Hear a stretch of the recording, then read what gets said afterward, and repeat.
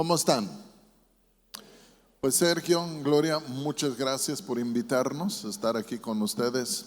Siempre es un gusto venir aquí con ustedes en el castillo. Y les voy a confesar que lo hago una prioridad. Cuando ustedes llaman, yo limpio el calendario y pues echo algunos por la ventana y ahí les meto ahí en el calendario, porque siempre es un gusto estar aquí con ustedes. Muchas gracias, y todos los que estuvieron en la conferencia de matrimonios, espero que se recuperen muy pronto. ¿Está bien? Bueno, yo les invito a abrir sus Biblias al libro de los Hechos, capítulo 16. Yo sé que tienen 3 reuniones en la mañana aquí, y normalmente es costumbre que se predique la misma palabra en cada reunión, pero yo me aburro si tengo que hacer esto, y entonces ya les voy a predicar otra palabra que todavía no he predicado. En la primera fue una palabra, segunda otra palabra, y ahora pues ya el betún sobre el pastel. ¿Está bien? Los Hechos 16 y el versículo 29. ¿Listos? Los Hechos 16, 29 dice lo siguiente. Perdón. Él entonces, el carcelero, pidiendo luz, se precipitó adentro y temblando se postró a los pies de Pablo y de Silas, y sacándolos les dijo: Señores, ¿qué debo hacer para ser salvo? Ellos dijeron: Cree en el Señor Jesucristo y serás salvo tú y tu casa. Oremos. Padre, gracias por tu palabra. Tu palabra es hermosa e increíble. Y yo pido que el Espíritu Santo, quien inspiró tu palabra, ahora mismo pudiera venir para iluminarla delante de nosotros, para que pudiésemos ver lo escrito y que tu palabra pudiera llegar a nuestros corazones, que pudiera iluminar nuestras mentes y corazones, que nos podría desafiar. Y Padre, pido tu gracia ahora para poder hablar, y gracias sobre todos para poder oír, y en el nombre de Jesús te lo pido. Amén. Tiempo.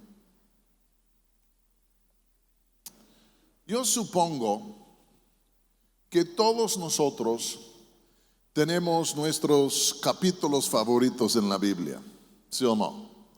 Estoy seguro que algunos, el Salmo 23 es su salmo favorito en toda la Biblia. Otros puede ser que el capítulo 3 de Juan es su capítulo favorito. Otros pues tendrán lo suyo, ¿no? Cada quien tiene lo suyo. Y la verdad es, ya tenemos más que uno. Uno de los capítulos míos más querido y más favorito de toda la Biblia es el libro de los Hechos, capítulo 16. Y puede ser que tú dices: ¿y por qué? Bueno, porque en el primer lugar me encanta, porque el autor del libro de los Hechos, Lucas, obviamente era un participante en los eventos que se escriben allá. No es que Pablo le dijo lo que pasó, sino que él mismo ahí estaba, y ves la cosa no de lejos sino así. Y a mí me encanta esto, y me encanta además es la historia del inicio de la iglesia en Filipos, y la historia está llena de diferentes personas muy interesantes. Y entonces a mí me encanta este capítulo. Y yo quiero decir algunas cosas de este capítulo y terminar con los versículos que yo les leí. Pero para empezar, en el capítulo 16 de los Hechos encontramos esto.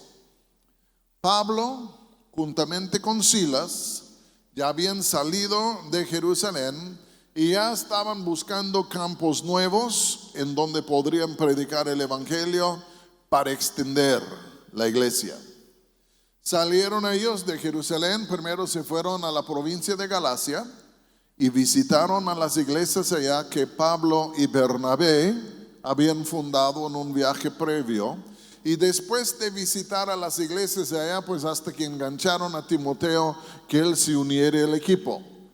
Y yo creo que era realmente Pablo, Silas, Timoteo y Lucas.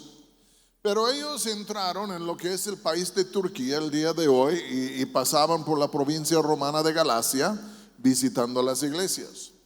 Y después de haber visitado a las iglesias previamente fundadas, ahora estaban con el ¿y ahora a dónde? ¿Qué hacemos? Ya fortalecimos a los hermanos. Hay muchos campos blancos por acá. ¿A dónde debemos irnos para continuar la obra de predicar? Y la Biblia nos dice que trataron de entrar en la provincia de Asia, donde está la ciudad de Éfeso. E interesantemente el Espíritu Santo no los dejó entrar allá. Y entonces intentaron otra provincia que se llamaba Bitinia, que está en lo que hoy en día sería el norte de Turquía. Y cuando trataron de entrar allá, tampoco el Espíritu Santo los permitió. Y entonces están buscando un lugar, están buscando puerta abierta y el Espíritu dice aquí no. Ok, van por allá y aquí no. Y entonces estaban como, pues ¿en dónde? Y pasaron unos días en una ciudad que se llama Troas. Troas es un puerto, o era un puerto marítimo. Y entonces estaban ahí en la ciudad de Troas y una noche, estando dormido, Pablo tuvo una visión. Y en esta visión o en este sueño, él vio un hombre de Macedonia. Supongo que sabía que era de Macedonia por su manera de vestir, por su apariencia. De todos modos, vio un hombre de Macedonia que le hacía señas y le decía, ven acá y ayúdanos. Y entonces se despierta Pablo, habiendo tenido este sueño, lo cuenta a los compañeros y todos dicen, vámonos a Macedonia. Dios nos está dando dirección. Porque Dios sí nos da dirección en ocasiones a través de sueños y visiones. Y entonces ellos, al entender que Dios les estaba llamando a irse a la ciudad o a la provincia de Macedonia, zarparon inmediatamente, llegaron a una ciudad que se llamaba Anfípolis, y de Anfípolis, que era puerto, subieron a una de las ciudades principales de Macedonia que se llamaba Filipos. Filipos realmente era una ciudad romana en aquellos tiempos, pero era una ciudad antigua y había sido nombrado por el rey Felipe de Macedonia, el padre de Alejandro el Magno. Y entonces ellos llegan por fin a la ciudad de Filipos, ciudad importante de la provincia. Y cuando llegaron allá, inmediatamente quisieron comenzar sus labores evangelísticos. Y ya se van a acordar que Pablo tenía lo que voy a llamar un plan de trabajo. Cuando Pablo iba a predicar en una nueva ciudad, él siempre buscaba primero la sinagoga de los judíos.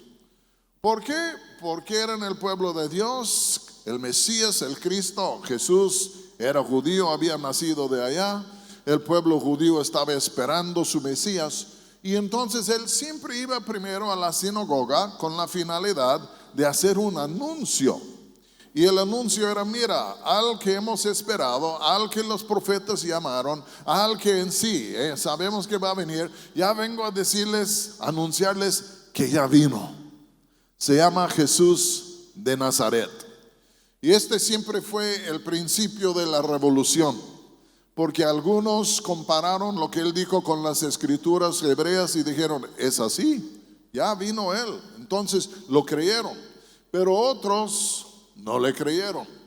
Y entonces siempre vino una batalla, una sinagoga dividida, porque algunos creyeron y otros no creyeron. Y al fin de cuentas Pablo siempre tenía que salir de la sinagoga con los que habían creído y luego empezaba en otro sitio, y ya con esto muchos gentiles comenzaron a agregarse a la iglesia, y la iglesia llegaba a ser muy bicultural, una mezcla de judíos y de gentiles. Y ese fue más o menos el patrón que él seguía. Cuando llega a Filipos con su grupo, comienzan a indagar y preguntar, y discúlpenos, ¿y la sinagoga de los judíos? Pues aquí no hay. ¿Cómo que no hay? No, aquí no hay. Esta es una colonia romana y la neta es que pues no hay sinagoga de judíos aquí. Vaya. Pero ¿qué? Hay un grupo de mujeres judías y prosélitas que se reúnen al lado del río y ahí hacen sus oraciones. ¿Dónde está? Por allá. Entonces la Biblia dice que Pablo y Silas y los demás encontraron el lugar de oración junto al río, y cuando llegaron estaban las mujeres allá orando, y entonces por ver a Pablo y Silas y como dignitarios que habían llegado de Jerusalén y quién sabe de dónde más, los invitaron a compartir una palabra. Y entonces Pablo, conforme a su costumbre, les comenzó a anunciar el hecho de que Jesús, el Hijo de Dios, el Hijo de David, había llegado, en él se habían cumplido las promesas, y ya comenzaron a predicar esto allá, con el resultado de que una mujer que se llamaba Lidia, que era de Tiatira en Asia, y lo encuentras en el Apocalipsis. Ella escuchó el evangelio, no era judía, sino era en sí prosélita. Prosélita es un gentil convertido al judaísmo. Pero ella oyó el mensaje y se convirtió. Dice la Biblia que Dios había abierto su corazón para atender a las cosas que Pablo decía. Y yo digo, vaya, es lo que necesitamos. Necesitamos que Dios abra nuestro corazón para atender a las cosas que hemos oído, porque si no nos abre el corazón no vamos a atender y nos van a ser inútiles las cosas. Gracias a Dios que Él viene, y muchas veces cuando oímos el evangelio no lo oímos solo con el oído exterior, sino que lo oímos con el oído interior, y este es en donde nace fe en nosotros. Ella de todos modos cree en el evangelio y se bautiza. Y no solo se bautizó ella, sino toda su casa con ella, porque parecía que Lidia no tenía marido. No sabemos si fueron divorciados o nunca casados, o si ella hubiera envenenado a su marido, no sabemos qué. Pero al fin de cuentas no tenía marido, pero tenía una casa. Quiere decir sus hijos, quiere decir los trabajadores que trabajaban con ella. Ella se convirtió y toda su casa, y luego ella había sido tan tocada por el evangelio que extendió hospedaje a Pablo y Silas y a Timoteo y Lucas, y ellos se fueron en un sentido a alojarse en la casa de ella. Este fue el inicio de la obra en Filipos, el inicio de la obra en Macedonia, el inicio de la obra en toda Europa. Ella tiene la distinción de ser la primera persona convertida al cristianismo en todo lo que es Europa. Entonces se establecieron Pablo y Silas allá, y ellos comenzaron a irse cada día al lado del río en donde esas gentes se reunían. Yo supongo que iban allá con el fin de orar, de cantar y de enseñar las escrituras a Lidia, a su casa, y otras personas allá que también comenzaban a congregarse. Este es el inicio. Pero ¿cuántos saben que cuando se abre una nueva obra, o cuando se convierte alguien al evangelio, tan pronto que Dios tiene algo de éxito, viene el diablo para provocar problemas, en oposición, queriendo frenar lo que había pasado? Y entonces el diablo, en su oposición a la obra ya, hizo algo curioso. Un día Pablo y Silas están pasando por las calles, van rumbo al sitio de la oración, y de pronto oyen una voz media fea. El griego quiere decir que era una voz como un cuervo. Y oyeron una voz media fea detrás de ellos que decía algo aún más extraño. Porque la voz detrás de ellos decía: estos son los siervos del Dios Altísimo, quienes han venido para enseñaros el camino de la salvación. Lo que la voz fea dijo era cierto. Y voltean y ven a una chica allá que tenía un espíritu de adivinación. Y uno dice, ¿qué onda? ¿Es el diablo diciendo la verdad?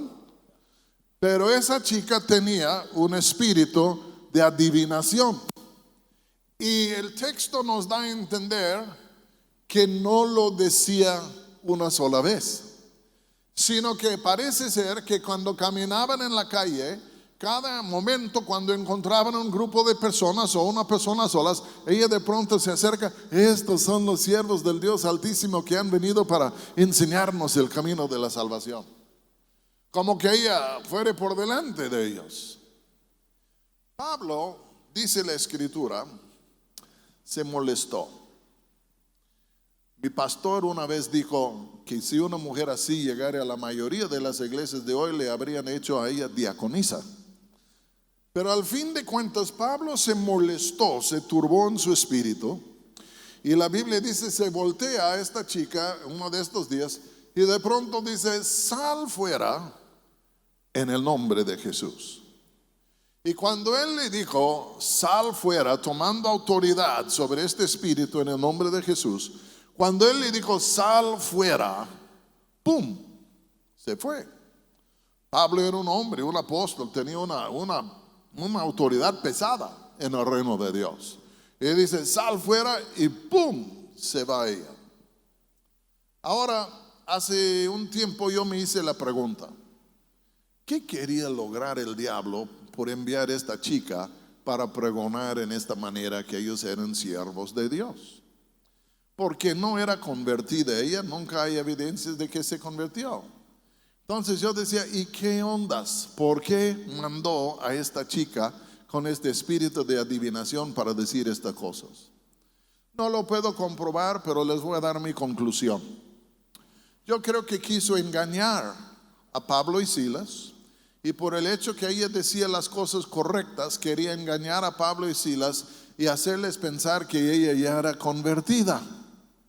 Y una vez que ellos la hubiesen aceptado, la habrían metido adentro de la iglesia, pero con su espíritu de adivinación habría comenzado a provocar grandes problemas en la iglesia. Porque la Biblia dice que Satanás es un ángel de luz. Y entonces todo lo que dice el diablo, como dijo un buen puritano, nunca hay que creerle al diablo ni aun cuando dice la verdad. Porque venía como vestido, entienden, como oveja siendo lobo, venía como ángel de luz. Y si ellos hubieran sido ingenios, habrían dicho, wow, pues ella también ha creído, mira nomás. Y ya pues la habrían dejado entrar a la iglesia y quién sabe si ella no hubiera seguido diciendo cosas o profetizando o ya sacando sus ondas y sus sueños y sus visiones, y habría sembrado una confusión tremenda en la iglesia. Porque no todo lo que brilla es oro. No todo lo que es sobrenatural es de Dios. Sea como sea, Pablo sintió algo en su espíritu y tú fuera, y ¡pum!, se fue. Ahora, nos introduce un problema. La chica con el espíritu de adivinación era una esclava. Y uno dice, ¿qué? Pues una esclava era propiedad personal de su dueño. Y ella en sí, por ser esclava, era propiedad de sus amos, dice la Biblia. Y entonces, cuando Pablo en sí echó fuera el espíritu de ella ya no pudo adivinar más. Acabó con el programa, ¿entienden? El espíritu por lo cual ella adivinaba ya se apartó de ella, y pues ella en sí no podía adivinar. Entonces Pablo les echó a perder el negocio. ¿Me estoy explicando bien? Y entonces cuando los amos se dieron cuenta que ella ya no pudo adivinar y supieron que era Pablo que lo había hecho, se molestaron. Y se molestaron en gran manera. Y entonces lo que hicieron es, agarraron a Pablo y a Silas, los llevaron ante los magistrados, las autoridades de la ciudad, les acusaron de muchas cosas, pero sobre todo diciendo, estos son judíos y han venido aquí enseñando y diciendo cosas que no son lícitas, que nosotros como romanos las reciben. Y de pronto los magistrados pues ni siquiera preguntaron a Pablo y Silas, nada más hicieron caso a las acusaciones y los azotaron, los golpearon y luego los llevaron a la cárcel. Y los entregaron al carcelero. Y el carcelero los recibió y los metió adentro en el calabozo de adentro, dice la Biblia, fijó sus pies en el cepo y ya yo creo con cadenas, cerró la puerta y ya.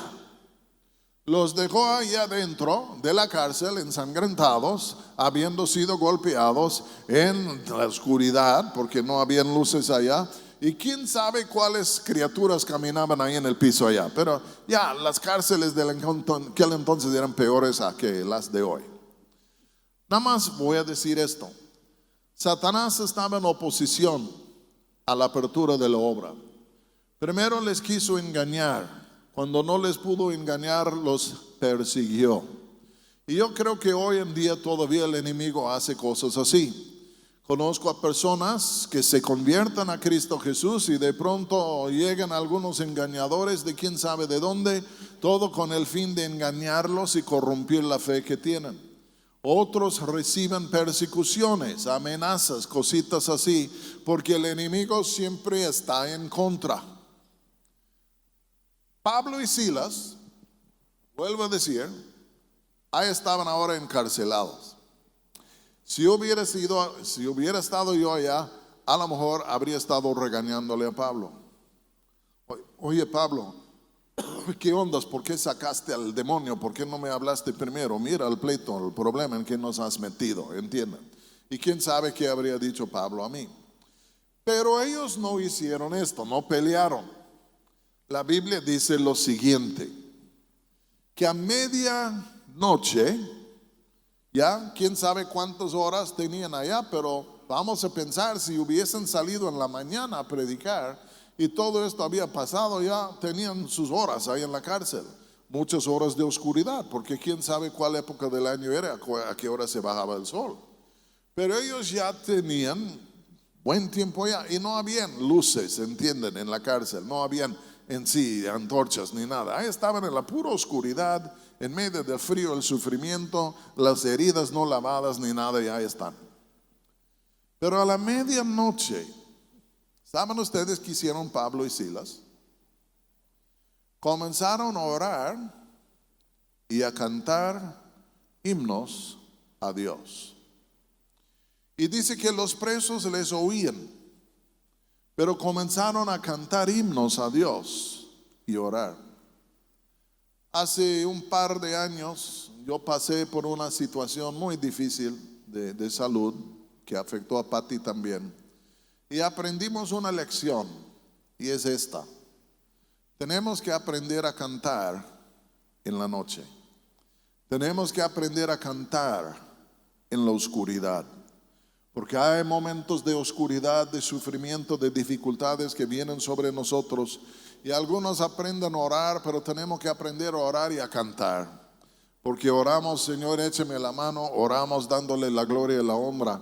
Y al fin de cuentas hay momentos en la oscuridad que el cristiano tiene que aprender a cantar. No sé si están captando lo que estoy diciendo. Pero ellos comenzaron a cantar y los presos les oían. No creo que el carcelero les oyere. Algunos creen que la cárcel estaba en una cueva debajo de la casa del carcelero. No se sabe, pero algunos así imaginan. Pero no hay evidencia de que el carcelero les oyere cantar, nada más los otros presos. De todos modos, ellos estaban orando, estaban cantando, tal vez diciéndole, gracias Dios que somos dignos de sufrir por causa del nombre de tu Hijo. Pero ahí estaban en esa situación cuando todos nosotros sabemos lo que pasó. De pronto vino, ¿qué? Un gran terremoto. ¡Pum! ¿A cuánto le gustan los terremotos? A nadie. A mí tampoco. El año antepasado nosotros íbamos de terremoto en terremoto. Ya estábamos en México cuando tembló el 7 de septiembre. Fuimos a Nueva York, volvimos a México. Estábamos en escala en la Ciudad de México y tembló otra vez. Y la segunda vez era peor que la primera vez. Y digo, algunos van de gloria en gloria, nosotros nomás de terremoto en terremoto. Pero viene un gran terremoto y parece que dio una sacudida muy fuerte a la cárcel. Porque se les cayeron las cadenas, el cepo, ya. Las puertas se abrieron de la cárcel. Y ahí estaban ellos, ya en la oscuridad, pero yo creo que entendieron que las cadenas ya se habían caído. En sí, las puertas estaban abiertas y ahí estaban ellos adentro de la cárcel con los otros presos. Nadie se había movido todavía. Y en esto ve Pablo que viene el carcelero. Yo no sé si corría o si caminaba o cómo, pero venía hacia la cárcel. Y yo creo que venía muy preocupado, porque venía preocupado por esto. En el mundo romano, si un carcelero o si un soldado tuviera la custodia de un preso, un reo, y el preso por cualquier motivo escapare, saliere, etcétera, si se perdiere, en sí el carcelero o el soldado tendría que dar su vida en el lugar del preso. Y entonces ve Pablo que viene el carcelero, y el carcelero se asoma, ve las puertas abiertas, ve las cadenas tiradas e imagina que ya hubo una fuga. Todos se fueron con el Chapo, ¿entiendan? Ya salieron. Y estaba preocupado porque dice, híjole, pues todos escaparon, todos se fueron, yo soy el responsable y a mí me van a echar en la cárcel por toda la vida por esto. Y entonces en vez de irse a la cárcel, que él sabía que era cierto, lo que hizo es que sacó su espada. Parece ser que era un ex soldado romano. Saca su espada y está al punto de matarse, de suicidarse.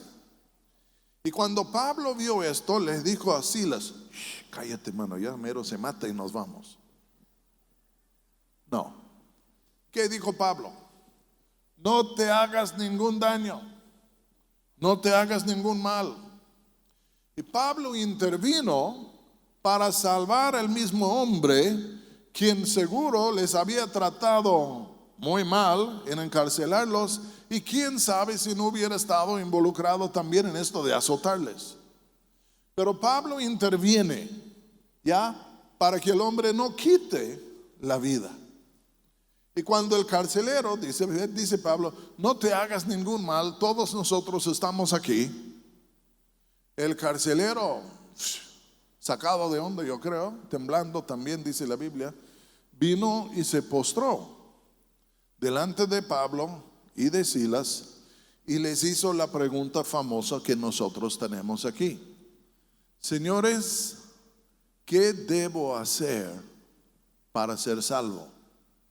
Y Pablo respondió y le dijo, pregunta-respuesta, ¿qué debo hacer para ser salvo? Te voy a decir, cree en el Señor Jesús y tú serás salvo, tú y tu casa. ¿Cuántos de ustedes lo han leído?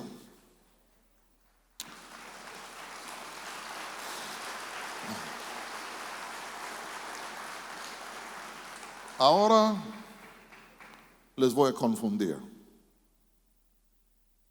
porque les voy a decir algo que no han escuchado antes. Hay un teólogo inglés que se llama Thomas Wright.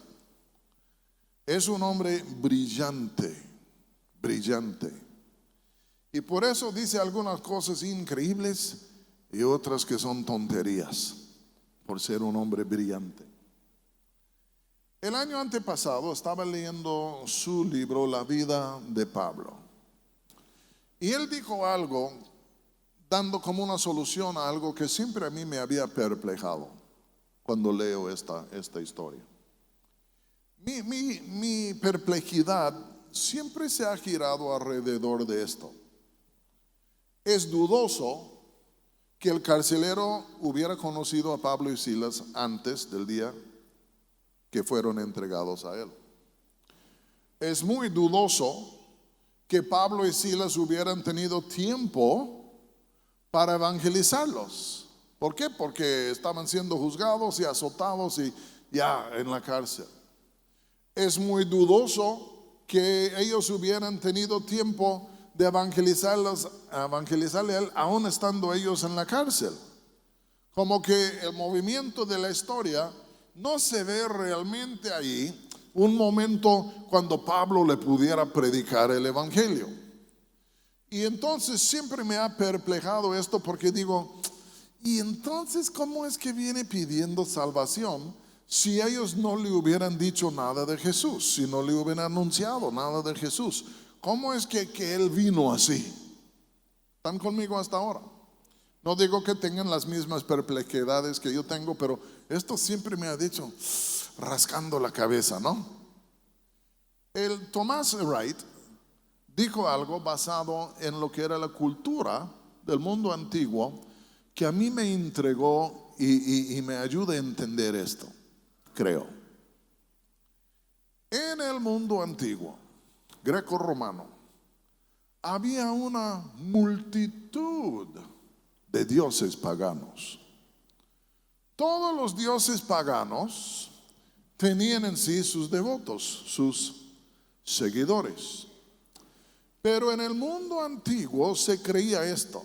Por ejemplo, si tu Dios era Marte, el dios de la guerra, si tú fueres un seguidor de Marte y alguien a ti en verdad te maltrató, te hizo mal, etcétera, etcétera, si alguien así te hizo, esta persona se convertía en un candidato para un castigo, sino un juicio de parte de Marte.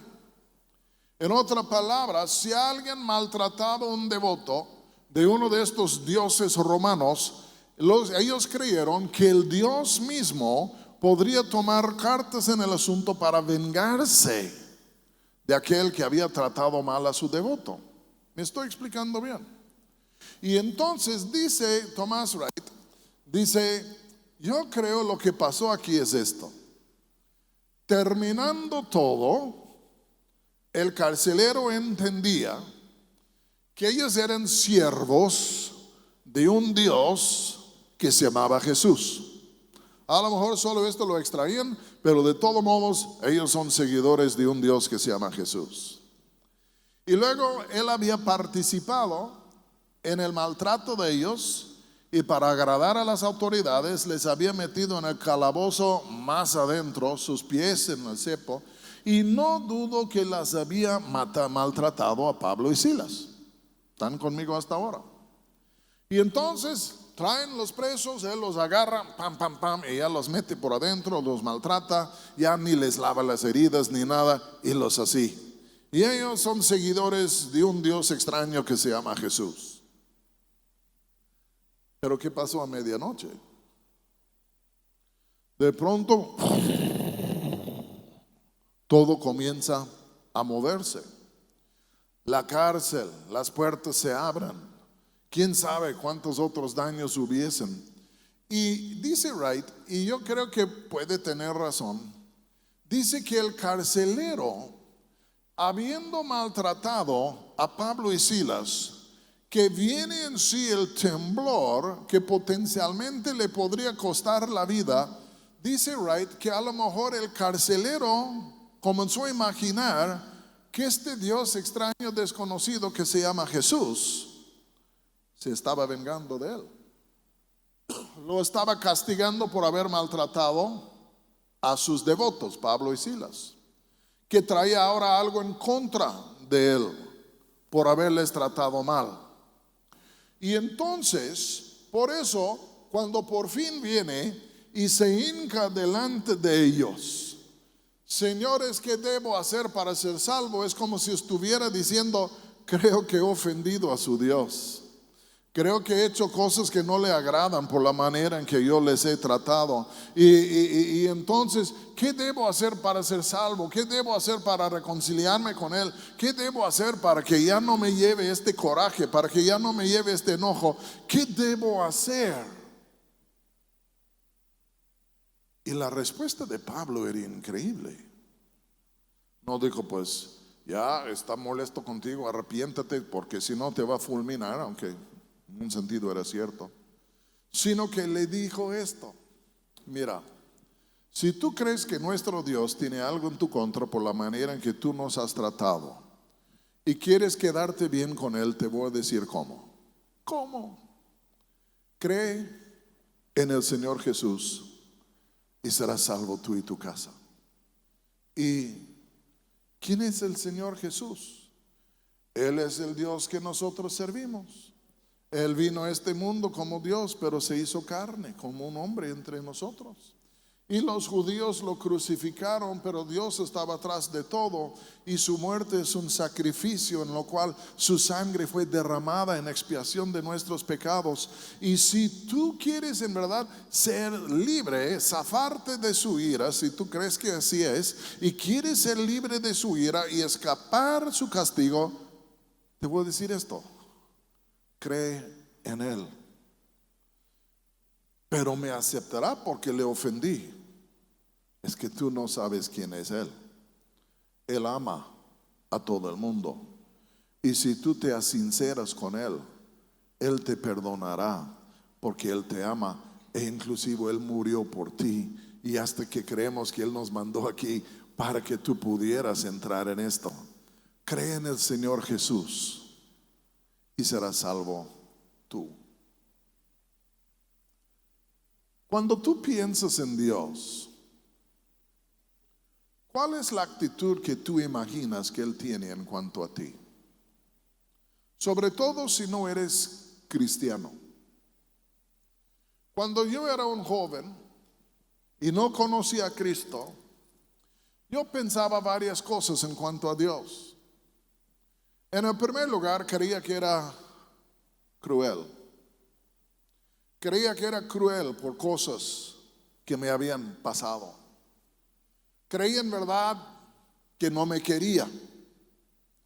Creía que llevaba algo en mi contra, coraje, ¿entienden? Creía que era, voy a usar la palabra olvidadizo, como que en verdad no tuviera ningún interés en lo que era mi vida.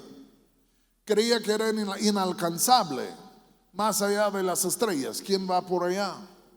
Y creía diferentes cosas, voy a decir, negativas en cuanto a Él. Y siempre pensaba, o sea, que se había olvidado de mí, o que estaba deliberadamente tratando de frustrar y intervenir en una manera negativa en mi vida.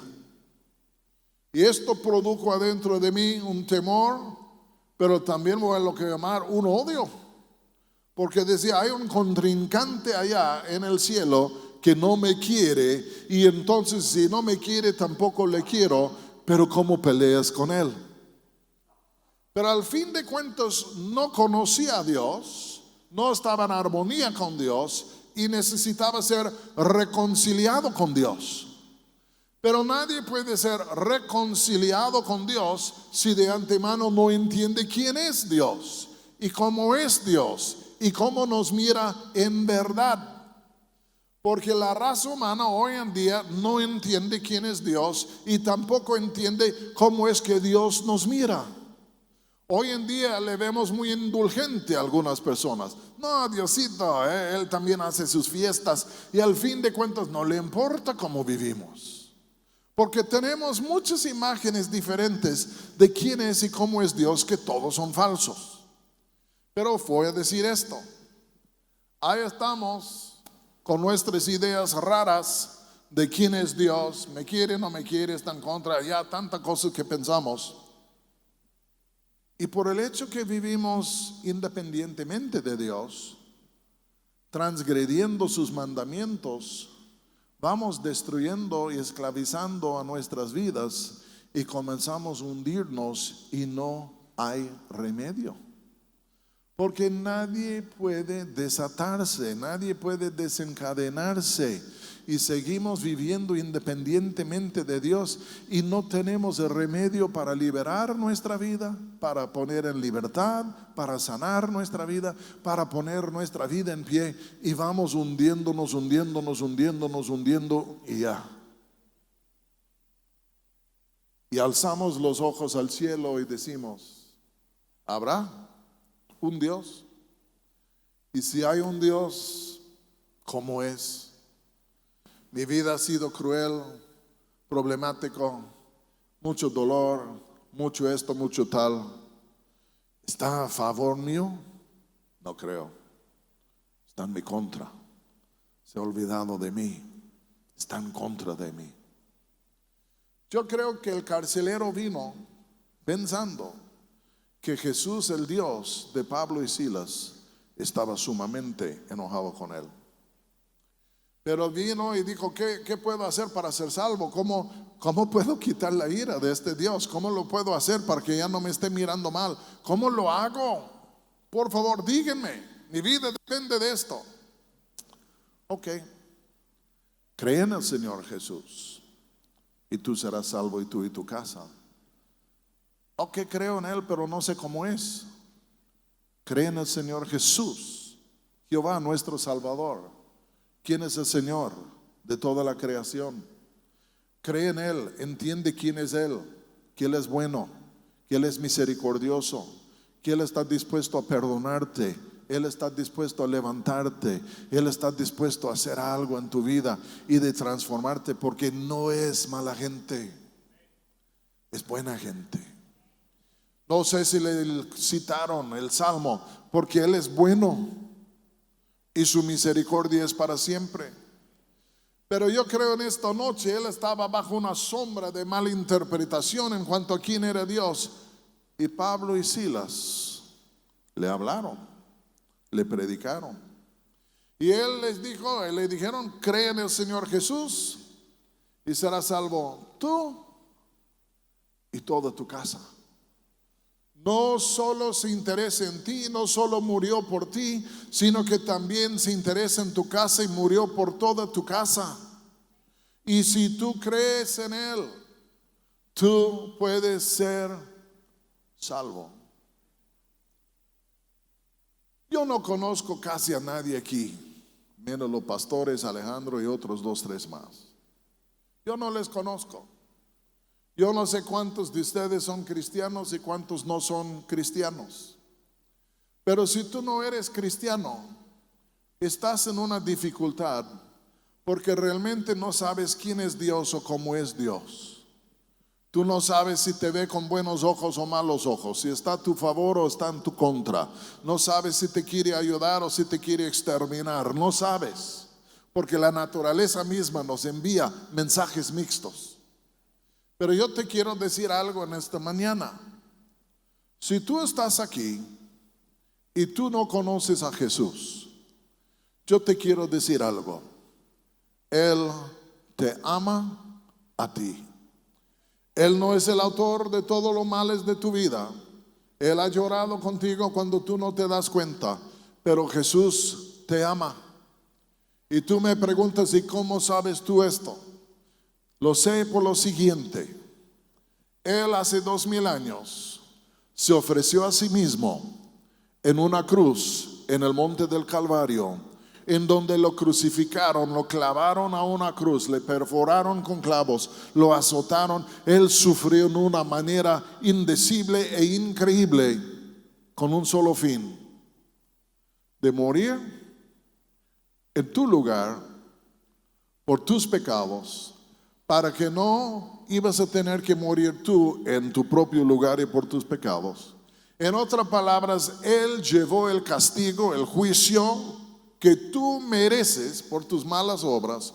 Él lo llevó en sí mismo para que tú pudieras ir libre. Y Él quiere reconciliarte a ti con su Padre Celestial. Y es allí en donde empieza la vida. Porque fuera de Él no hay. Pero Él, como dice Juan el Bautista, Él es el Cordero de Dios que quita los pecados del mundo. Y Él ha quitado nuestros pecados, Él ha quitado tus pecados. Y Él dice, ven a mí, yo te perdonaré, yo te reconciliaré con Dios. Yo te daré una nueva vida, yo te pondré sobre tus pies, yo te daré fuerza adentro, yo te daré razón mental, yo te daré instrucciones para que tú te puedas levantar.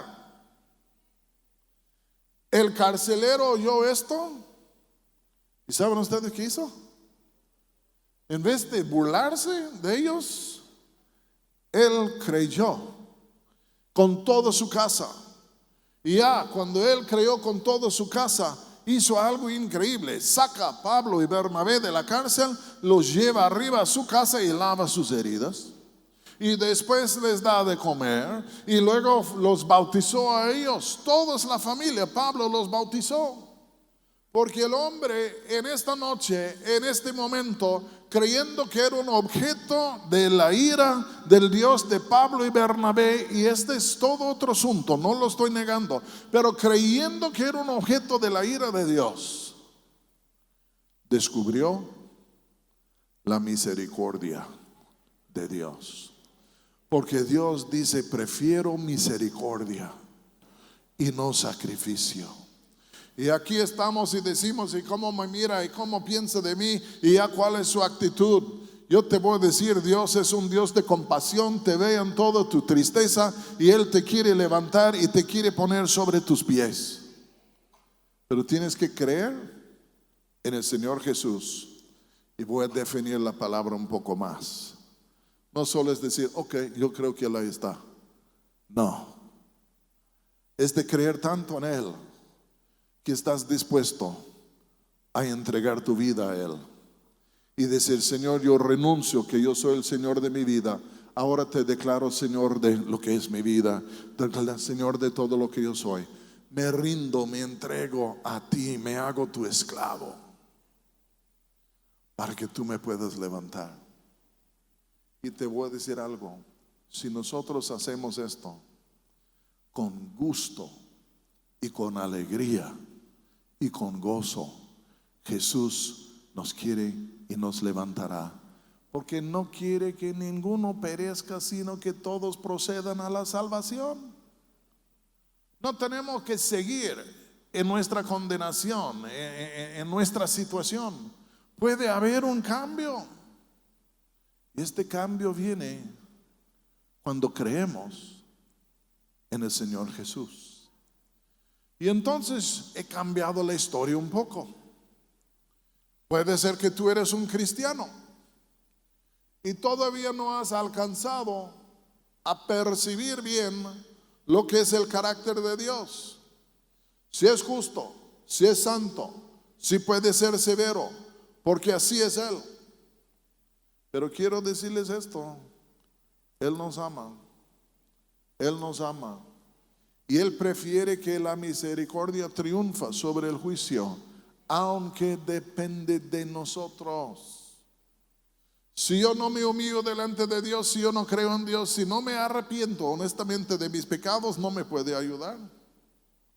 Pero si yo me humillo delante de Dios, me arrepiento de mis pecados, le digo, Señor, en la neta te necesito, ven a mi vida, viene y nos levanta. Y fíjense lo que voy a decir.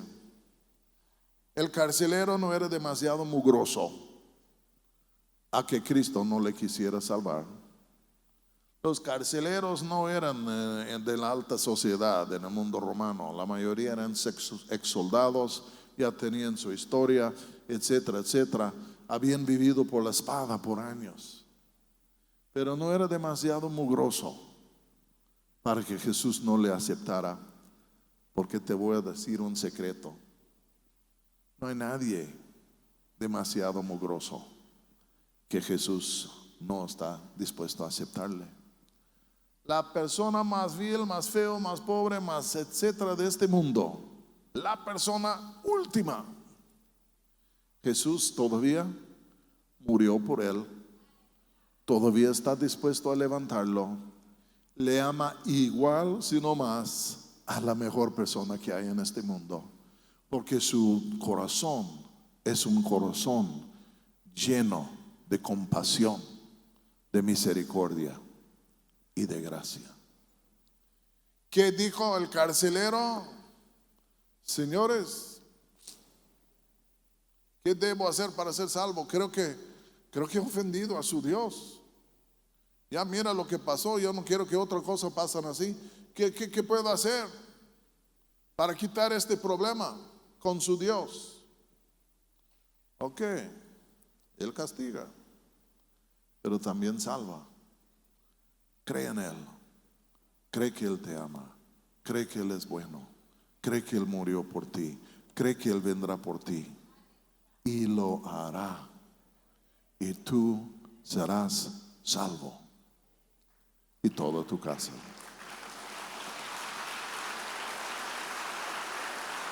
Yo les voy a invitar a ponerse en pie, porque yo voy a orar y voy a hacer una invitación y va a pasar el pastor Sergio. Pero como yo les dije, yo no conozco casi a nadie aquí. Sergio y Gloria, su hija, y aquí pues Alejandro y 2, 3 más. Y la verdad es, yo no sé si tú eres cristiano o no, pero no importa que yo sepa. Lo importante es que yo les he anunciado las buenas nuevas del Evangelio de Jesucristo. Y si tú quieres ser reconciliado con Dios, lo puede ocurrir, lo puede conseguir por creer en Jesús. Entonces yo voy a hacer una oración y voy a pedir a todos que inclinan sus cabezas, por favor. Todos. Señor, tú estás en este lugar. Sin duda, tú andas aquí tocando a las puertas del corazón de algunos. Y Señor, estás tocando a la puerta de su corazón diciendo: yo soy Jesús, yo soy el que murió por ti, yo soy el que resucitó. Ahora estoy tocando a la puerta de tu corazón porque yo quiero ofrecerte algo. Quiero ofrecerte mi salvación. La salvación que yo conseguí, compré en la cruz por ti. Señor, yo pido por estas personas. Pido que puedan entender que tú les estás llamando, diciendo: ya deja lo mugroso, deja lo feo, lo vil, lo oscuro, lo feo. Déjalo y ven a mí, porque yo te puedo cambiar, porque a pesar de todo, yo te amo con un amor eterno y es mi deseo de cambiarte y de transformarte.